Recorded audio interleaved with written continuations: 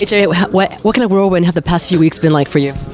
It's been pretty hectic, honestly. I mean, I think as far as this process, I mean, it was going on, concurrent with the trade deadline, for Major League Baseball. So, in my job with the Rangers, I'm overseeing the scouting and the development departments, and you had the trade deadline going on. So, I think in some ways that was a good thing because I was able to, put a lot of energy and focus on the current job, and then, at the same time had the ability to potentially get involved in the interview process. So. Now that you're the Padres GM, though, what's the first thing you do? Where do you start? I think go to dinner tonight and eat. No, it's honestly it is go to dinner with the staff tonight. Get a chance to start talking to like to really get a chance to start talking with our scouting group, our amateur pro international group.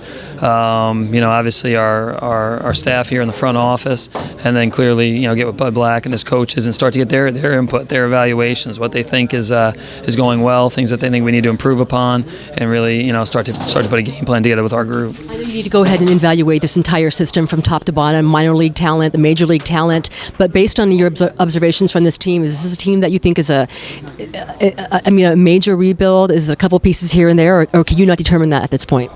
Yeah, I think that's what I'm really looking forward to getting involved with here in the next few months. I think the timing of the hire actually lends itself to that, where you can kind of get into the off season running, and you get a chance to be around the club for a few month basis. I think all along, I think just from my experience, you don't really know somebody unless you work with them on a day-to-day basis, and I think that's where the next 2 months are going to be key for me and for the group. Ron Fowler mentioned your encyclopedic knowledge of baseball, how impressed he was by you. And I know in the press conference I mentioned the whole fact about the stat geek and being ruthless. But how do you describe yourself? What type of person are you? Baseball person, personal person? I think the biggest thing is, from a baseball side, I love the game. I love the game of baseball. I love every aspect of it, honestly, from a scouting standpoint, from an analytics standpoint. I like to talk the game. I like to listen to people talk the game.